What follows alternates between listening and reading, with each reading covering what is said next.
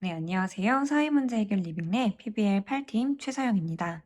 저희는 그림책을 통해 세종시 대학생들의 마음을 다독일 수 있는 프로젝트를 진행하고 있었습니다. 목차는 다음과 같습니다. 먼저 저희는 다음과 같은 6명의 학우들로 구성되어 연구를 진행하고 있습니다. 저번 발표에 해당되는 중간 연구 내용을 간략하게 말씀드리겠습니다. 저희는 맨 처음 기존 심리치유 방식에 대한 문제점을 탐색하였습니다.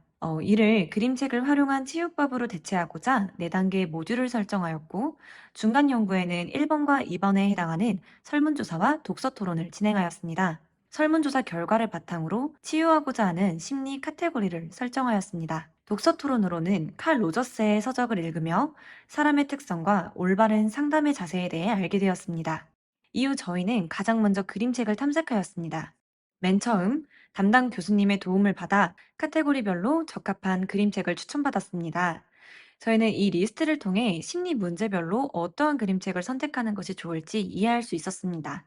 이후 도치원 어린이 도서관에 방문하여 그림책을 탐색하였습니다. 1인당 4권에서 5권 정도의 그림책을 선택하였고 각자 브리핑하였습니다. 추가 심리 카테고리를 설정하기도 하였습니다. 저희는 지속적으로 만나 그림책을 분석하고 심리 치유 가능성을 파악하였습니다.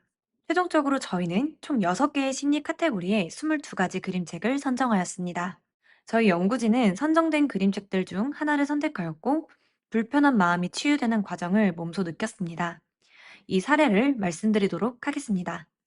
연구원 A는 여러 프로젝트들을 담당하면서 책임감의 무게가 버거워 힘든 상태였는데요. 그는 이 그림책에서 어느 누구도 갑자기 크지 않는다. 작은 것들이 모두 합쳐져서 멋지고 훌륭한 큰 사람이 된다는 말들이 위로가 되었습니다. 연구원 B는 타인의 장점만 보이고 본인의 장점을 전혀 알지 못하였습니다. 타인에 대한 부러움만 늘어가며 자기 폄하와 열등감을 가지고 있었습니다.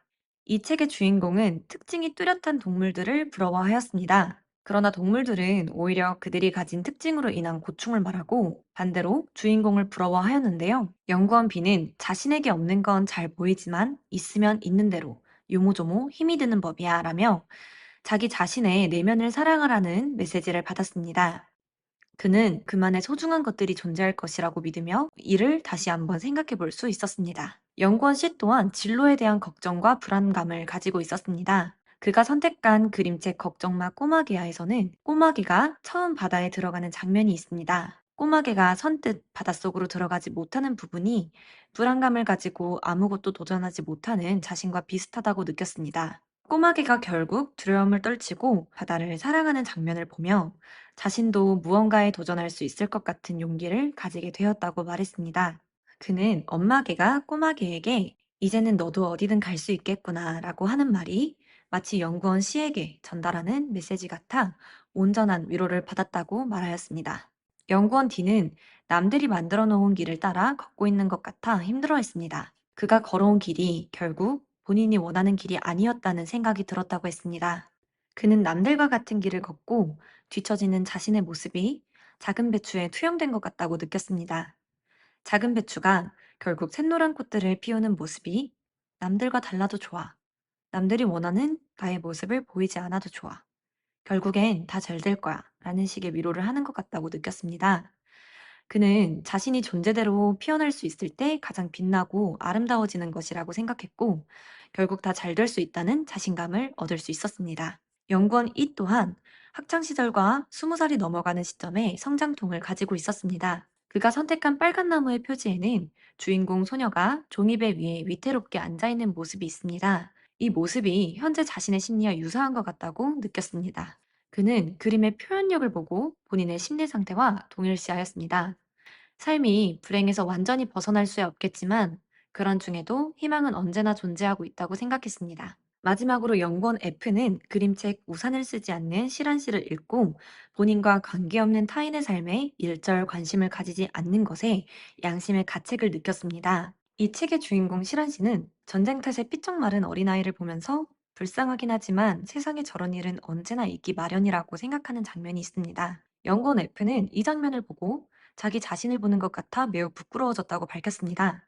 시란 씨는 책에서 억울하게 누명을 쓰고 감옥에 갇히게 되지만 일면식이 없던 사람들에 의해 누명을 벗게 됩니다. 연구원 F는 이 장면이 학창시절 길가에 쓰러졌을 때 지나가는 타인의 도움을 받았던 경험과 유사하다고 느꼈습니다. 모두가 남들에게 관심을 가지고 도움을 주려고 한다면 세상이 조금 더 나아질 것 같다는 느낌을 받았다고 밝혔습니다. 저희는 이번 연구를 통해 그림책이 마음을 치유하는 확실한 효과가 있음을 확인하였습니다.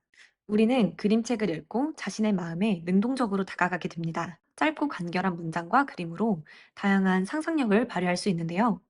이러한 상상력은 자신의 경험에 기반되어 있기 때문에 우리 감정에 더욱 솔직해질 수 있는 것입니다. 그림책은 어떠한 지시도 하고 있지 않지만 등장인물들의 갈등 해소를 보면서 자연스럽게 각자 문제 해결 방안을 도출할 수 있게 됩니다.